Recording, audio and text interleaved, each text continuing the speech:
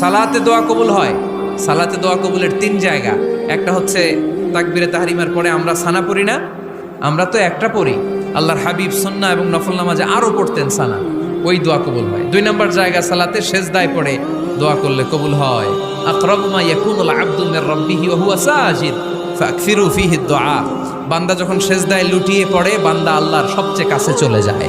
কিন্তু বিশ্বনবী বলে, সেজদাটা তোমার রবের কুদরতি পায়ের উপরে পড়েছে। সেজদায় পড়ে দোয়া করেন। সালাম ফিরানোর আগে বিশ্বনবী দোয়া করতেন, লা ইউসাল্লিমান্না আহাদুকুম হাত্তা ইয়াতাআওয়াযা মিন আরবা'a।